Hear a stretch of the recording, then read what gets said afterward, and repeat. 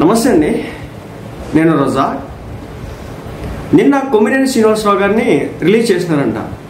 మరి రిలీజ్ చేసిన తర్వాత ఆయనకు వెల్కమ్ చెప్పే కార్యక్రమం కావచ్చు, అదేవిధంగా ఆయన బయటికి తీసుకొచ్చేటటువంటి వ్యవహారం కావచ్చు, చేసినటువంటి రచ్చ కావచ్చు, సోషల్ మీడియాలో ఎలివేషన్స్ కావచ్చు, ఇవన్నీ చూస్తే ఈయన స్వతంత్ర సమరయోధుడో లేదంటే దేశానికి ఒక కీర్తి పతాకంపై మన దేశాన్ని నిలబెట్టి అత్యద్భుతాలు గావించినటువంటి ఒక గొప్ప యోధినిగా చిత్రీకరించే ప్రయత్నం చేస్తున్నారు సోషల్ మీడియాలో. నాకు అది అర్థం కాలేదు.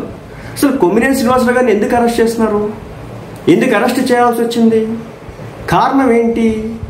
మీడియా మీద కక్ష, మీడియా మీద వివక్ష అయితే కనుక అసలు ఇంతకాలం సాక్షి ఛానల్లో పనిచేసే వాళ్ళందరినీ అరెస్టులు చేయాలి కదా, ఎందుకు చేయలేదు అనేది తీస్తే మాత్రం ఒక్కళ్ళు కూడా కౌంటర్ ఉన్నటువంటి పరిస్థితి.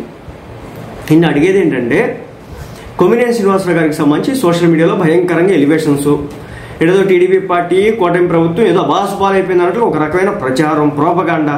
నేను చెప్తా, ఆయన ఏం సాధించినాడు చెప్పండి, నాకు తెలియక అడుగుతా. ఆయన ఎందుకు అరెస్ట్ చేస్తున్నారు? రీజన్ ఏంటి?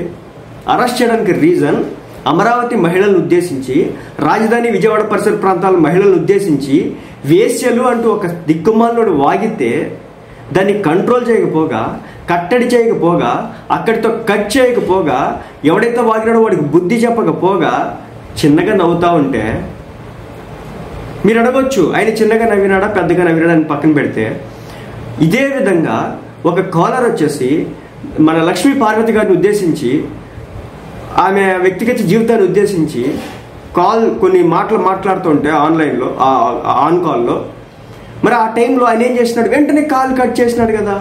అంటే లక్ష్మీ పార్వతి గారి విషయంలో వెంటనే కాల్ కట్ చేయించినటువంటి కొమ్మినేని గారు, కృష్ణంరాజు అనేటటువంటి వ్యక్తి అమరావతి మహిళలను ఉద్దేశించి అడ్డగోలుగా ప్రలాపాలను పేలుతూ ఉంటే ఎందుకు కంట్రోల్ చేయలేదు? ఎందుకు ఆపలేదు? దాదాపు 1 to 2 minutes వరకు ఎందుకు మాట్లాడేలా చేసినాడు? ఆయన ఎందుకు అంటే అమరావతి మహిళలు, రాష్ట్ర వ్యాప్త మహిళలంతా కూడా భారీ స్థాయిలో వాళ్ళ ఆవేశాన్ని, ఆగ్రహాన్ని సాక్షి టీవీ ఛానల్స్ ముందు, సాక్షి మీడియా ఆఫీసుల ముందు, అదేవిధంగా వీళ్ళ బ్యానర్లు, వీళ్ళ ఫోటోలు పెట్టి రోడ్లు ఎక్కి కొడితే ప్రభుత్వం మీద తీవ్ర స్థాయిలో ఒత్తిడి వస్తే అప్పుడు అరెస్ట్ చేస్తున్నారు ఈయన. అప్పటి వరకు గత 5 సంవత్సరాలు ఇదే జనసేన పార్టీ మీదో, టీడీపీ పార్టీ మీదో, నారా లోకేష్ గారి మీద, చంద్రబాబు నాయుడు గారి మీద, అందరి మీద మాటల తోటాలు పేలినటువంటి వ్యక్తిగా, అదేవిధంగా డిబేట్లు నిర్వహించినటువంటి వ్యక్తిగా, మరి ఈ సంవత్సర కాలంలో అరెస్ట్ చేయాలంటే ఈయన అరెస్ట్ చేయాలి, ఎందుకు అరెస్ట్ చేయలేదు? ఈ విధంగా ఈ కోణంలో ఆలోచించారు. కానీ ఏంటంటే ఇష్టం వచ్చినట్టుగా నిన్న ఆయన బయటకు వచ్చిన తర్వాత చేసుకుంటున్నటువంటి ఎలివేషన్ పోస్ట్ చూసిన తర్వాత సమాజం ఎడిపోతున్నాడో అర్థం కానటువంటి పరిస్థితి. అదే కృష్ణంరాజుని నువ్వు ఎవడో ఎలా మాట్లాడడానికి, నీకు ఏ హక్కు ఉందని నువ్వు మాట్లాడుతున్నావు, ఇది పద్ధతి కాదు, get out of my studio అని చెప్పేసి అంటే కనుక సిచ్యువేషన్ వేరేలా ఉండేది. అప్పుడు హీరో అయ్యేటోళ్ళు. కొమ్మినేని గారు బయటకు వస్తే నేను సంబరాలు చేసుకున్నటువంటి పరిస్థితి, అంబటి రాంబాబు గారు వెళ్ళి వెల్కమ్ చెప్పినటువంటి పరిస్థితి. ఇంతకంటే విచిత్రంగా ఉంటుందా?